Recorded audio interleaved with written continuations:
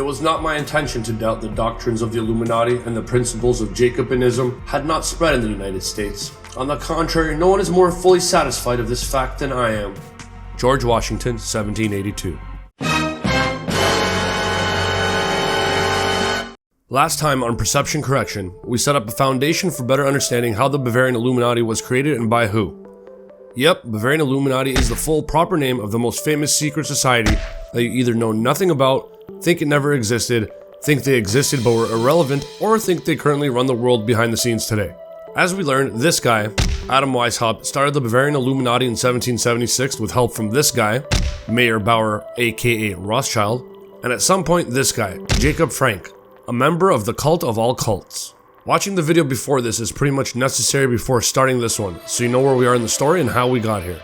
So let's continue our perception correction of what and who was the Bavarian Illuminati.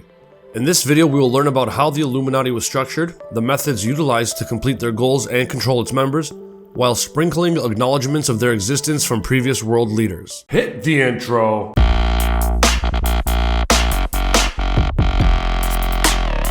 I got flavor.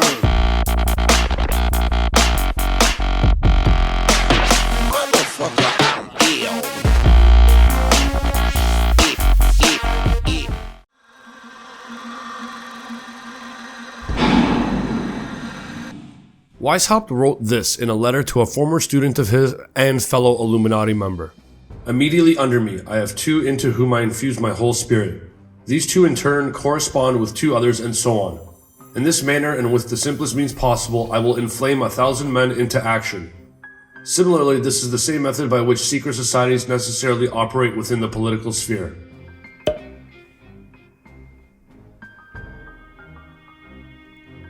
Secrecy was the key to Illuminati control. A man by the name of John Robson, I don't know, look how it's spelled right here. I want to pronounce it Robinson, but it's not, it's Robson. He was an Edinburgh University professor, a Freemason, was invited to join the Illuminati in the late 18th century. After investigating the order, he published his findings in a book titled Proofs of a Conspiracy Against All the Religions and Governments of Europe, carried on in the secret meetings of the Freemasons, Illuminati, and reading societies. Robinson quoted from Weishaupt's letters to fellow Illuminati. Here's one from a work called Die Neuesten Arbeiten des Spartacus und Philo in dem Illuminatum-Ordern, written in 1794.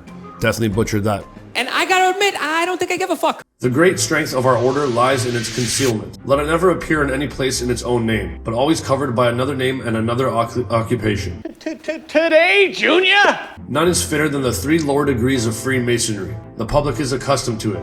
Expect little from it and therefore takes little notice of it. Next to this, the form of a learned or literary society is best suited to our purpose. By establishing reading societies and subscription libraries, we may turn the public mind which way we will. In like manner, we must try to obtain influence in all offices which have any effect either in forming, or in managing, or in even direction the mind of man.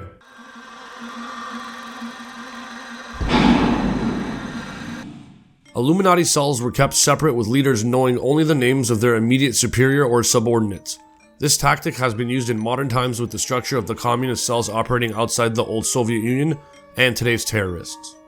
To add to the secrecy, codenames were used in correspondence. Weishaupt was known as Spartacus to his fellow Illuminati brethren. Other codenames which were mainly taken from classical literature or mythology included Alexander, Cato, Pythagoras, Socrates, Hercules, Huh? What, you want some dick? Odin, Confucius, and Osiris. Even cities and locations had codenames. Vienna's code was Rome.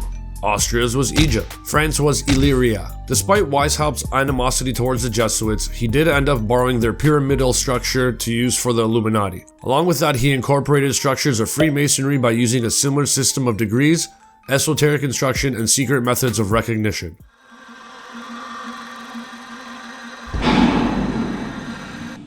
Okay, so anyways, the Illuminati was organized into 3 primary classes: Nursery, the Masonry, and the Mysteries. Then these classes, again, were divided into parts with various degrees. So I'm going to provide a brief run through of this structure right now, but if you're interested in a deeper dive, may I suggest this book. In fact, I've read 3, 4, or 5 books by this author, and I'm yet to be disappointed, so go check that shit out. The Nursery class was subdivided into 4 degrees: Preparation, Novice, Minerval, and Illuminatus Minor. You fucking nerd. The preparation degree was just the starting phase of recruitment. The focus was figuring out the initiate's views on the church and the state. The candidate only knew the name of his recruiter, called an insuator, and was unaware that the Illuminati had spies called screwtators, whose job was to constantly surveil new members. Upon entering the novice degree, shit started to get a little more real, as the kids say.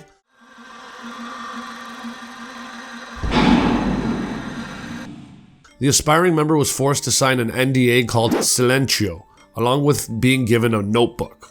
I know, a notebook, watch out. During the 1 to 3 year probation period, the novice was asked to keep a log of the following things inside the notebook he was given: the weaknesses, prejudices, actions, financial status, and interests of everyone he met, including his own family, friends, and even strangers. He was told to write down his thoughts about any local or national news event, activity, or story.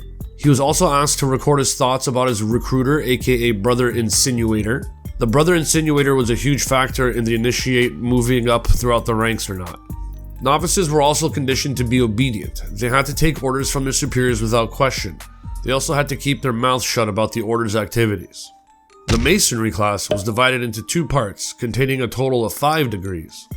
Symbolic, which is part 1, consisted of the Apprentice, Fellowcraft, Master Mason, and Illuminatus major degrees. Part 2 was something called Scottish Knights, which contained Illuminatus Dirgens / Scottish Knights. In the symbolic degrees, the candidate was told the Illuminati secretly controlled all Masonic lodges. The candidate was also asked to play a game called Know Others. I want to play a game. This required the member to describe in detail other Illuminati members right down to their physical appearance, facial features, tendencies, education, emotions, and even sleeping habits. Creepy. In the Illuminatus major degree, the member was required to write a complete biography on themselves called a pensum. This was then compared to the views his brother insinuator and fellow initiates had on him. If the notes and information matched, well then the initiate was allowed to move to a higher degree and learn deeper hidden secrets of the order. If they didn't, well, you're shit out of luck.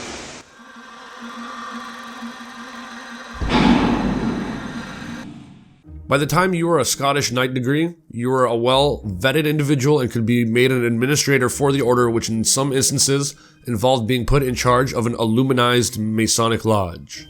The final grade, called Mysteries, was also divided into 2 parts with 2 degrees in each part. Part 1, Lesser Mysteries, had the following degrees: Prince and Priest. Part 2, Greater Mysteries, had the following degrees: Magus and King. The degree of Prince usually consisted of top administrators in the order. During induction for this degree, the candidate's hands were tied to symbolize the bondage of state and church tyranny. The password for Prince was Redemptio. That's it. It just means redemption. That's all I got. The degree of Priest meets once a year to perform a ritual called a synod, in which they arrived to blindfolded via a horse and carriage. Illuminati priests were given the choice of directing one of the following sciences: physics, medicine, mathematics, natural history, politics, the arts, or occult sciences. Priests were taught that great wealth could only come at the expense of others. Candidates for priesthood were presented with a choice of treasure, including gold, jewelry, a sword, a crown, or a coarse woolen robe. If you chose the robe, you would advance. Who would have thunk it? A candidate with his utter dedication proven to the order was permitted to enter the top-level circle of initiates as a Magus. The rank of Magus sat directly below the position or degree of King. The position of King was strictly occupied by Weishaupt himself. Next up, methodology.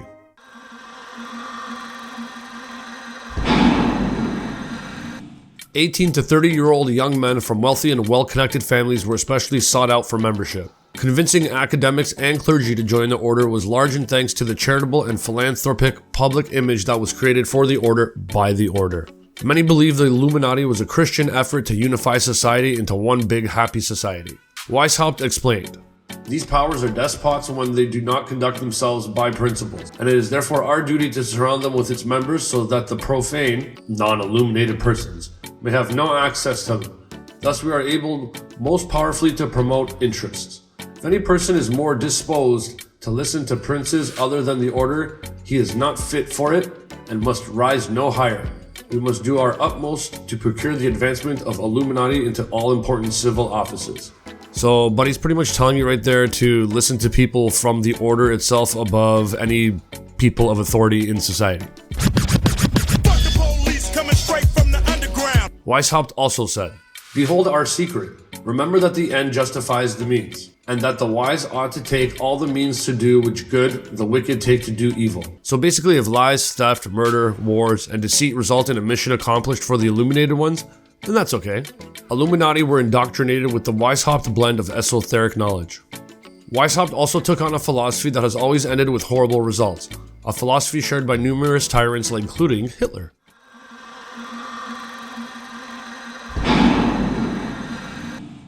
Man is not bad, Weishaupt wrote, except he is made so by arbitrary morality. He is bad because religion, the state, and bad examples pervert him. When at last reason becomes the religion of men, then will the problem be solved. The few members who proved especially dedicated to the order were awarded all the benefits available to them. For Weishaupt once wrote, "The power of the order must be turned to the advantage of its members. All must be assisted.